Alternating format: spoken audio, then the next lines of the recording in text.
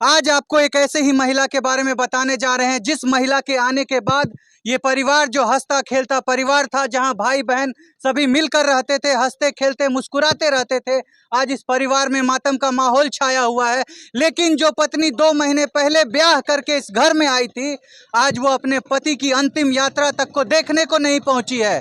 क्यों पहुंचेगी? गांव वालों का और सभी लोगों का यही कहना है कि वही है इसकी वजह, जिसके कारण आज वो शख्स इस दुनिया में मौजूद नहीं है। आज इस घर का बेटा चले गया है, ये घर वीरान हो गया है। वो इकलौता शख्स था जो माँ बाप का पालन पोषण करता था और माँ बाप को खाना पीना का एक इकलौता शख्स जिम्मेवार था, जिम्मेदारी लेता था। बाकी 2 भाई, बाकी बहनें सब घर से बाहर रहती हैं। आइए, ये घर पूरा बिखर गया है, माँ बाप का काफी बुरा हाल है, रो रहे हैं, धो रहे हैं। क्या हुआ, कैसे खत्म किया गया उस बच्चे को, क्या हुई थी घटना, कैसे शुरू हुआ ये सारा प्रसंग, सब कुछ आपको बताएंगे। बने रहिएगा वीडियो में, जानिएगा कलयुग की नारी को कि कैसे आज एक कलयुग की लड़की जो आती है, अगर आपको किसी और से प्यार है, आप अपने माँ बाप को कहकर उसी से शादी करिए। किसी दूसरे का घर जाकर के किसी गरीब का घर कभी बर्बाद मत करिए। आज आपको दिखाएंगे कि इनके माँ बाप, पिता जो भी यहाँ पे मौजूद है, उनका कितना बुरा हाल है। रो रो कर कैसे चलेगा इनका जीवन, बस उस इकलौते बेटे के सहारे इनका जीवन चलता था। आइए, सबसे पहले आपको उनके पिता से मिलवाते हैं और बात करवाते हैं कि कैसा था उनका बेटा। चाचा दो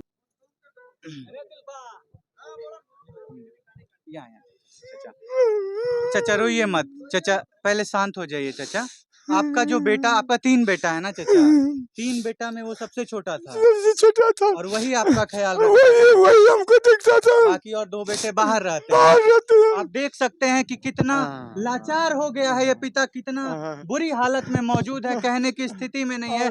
सवाल पूछने में भी हमको शर्म आ रहा है कि कैसे पूछे उस महिला के बारे में जो कि बर्बाद कर दिया है इनका जीवन आके। चाचा, कैसी थी वो लड़की जो आपके घर में आई, कैसे ये सब घटना हुआ? लड़की कहती थी पहले जो मैं इस घर में पहले से जब से आई थी यही बोलती थी? हाँ, यही बोलती थी। कभी मैंने वो चैन से नहीं रहा, कभी नहीं। उस लड़की का किसी दूसरे लड़के के साथ अफेयर भी था? अब हमारा लड़का बोलता था जो हम मोबाइल नहीं देंगे, बात करने इसको नहीं देंगे।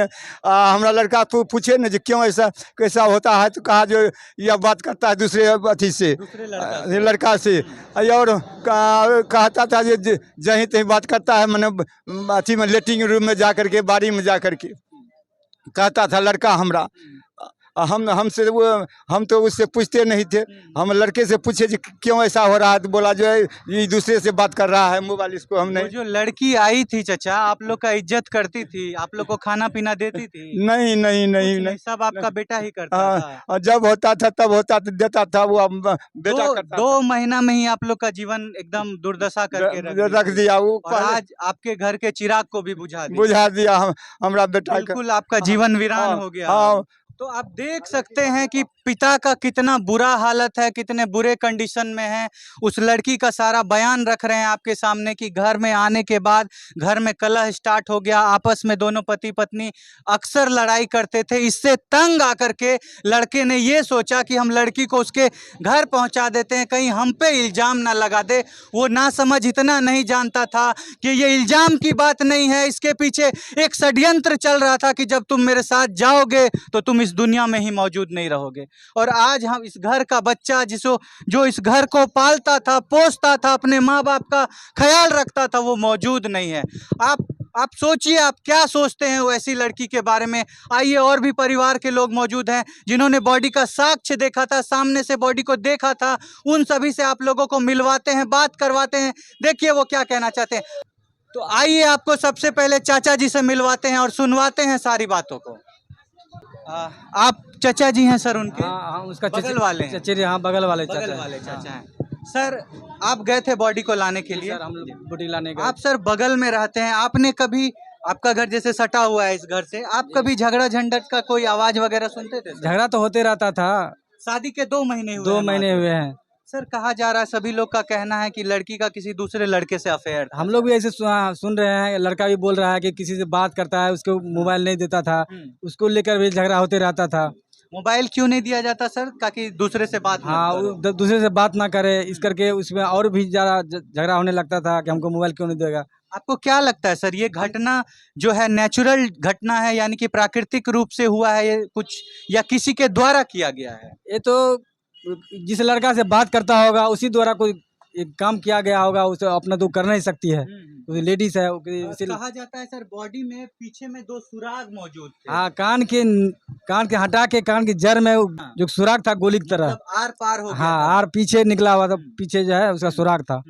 छेद हो गया था छेद पीछे हो गया में, था, और हाँ। इसी से आपको लगता है हम लोग कि को डेथ हुआ है। हाँ लग रहा है कि एक गोली का निशान है, गोली मारा है। उसके हाँ। बाद जो है उसको प्लेटफॉर्म यानी रेलवे स्टेशन पर के आगे उसको पटरी पर सुला करके उसका आधा लगा हुआ था। मतलब पटरी पे सोया हुआ था, आधा आधा पैर जुड़ा हुआ था। हाँ। अगर ट्रेन पैर के ऊपर से पार होती है और इसकी वजह से अगर बॉडी खत्म होती है तो पैर तो पूरा हट जाना चाहिए, सट जाता है, पूरा चिपक जाता है पैर अगर पार होता है शरीर से ट्रेन तो। लेकिन आपका कहना है कि आधा और आधा जुड़ा हुआ था पैर। तो आप क्या कहना चाहेंगे, आपको क्या लगता है सर कि ये एक सोची समझी प्लान के तहत करके आज हमारे बच्चे को खत्म कर दिया गया ये तो साफ साफ दिखाई दे रहा है कि ये प्लान मतलब साजिश ताकि लग जाए इसका कि ट्रेन में कूद के हम लोग को साजिश हो रहा है कि इसको साजिश करके ट्रेन के पटरी पर इसको सुला गया। अच्छा, क्यों क्यों वो लड़की ऐसा करेगी सर, इसके पीछे क्या कर है? ये तो साफ साफ दिखाई दे रहा है कि जिस दूसरे लड़का से बात कर रहा है, दूसरे प्रेमिका से बात कर रहा है, और वो दूसरा शादी हुआ उसको ये लड़का नहीं भा रहा है, उसी लड़का के साथ जाना चाहता है, सोच रहा कि अपना रास्ता के कांटा हम साफ कर दें।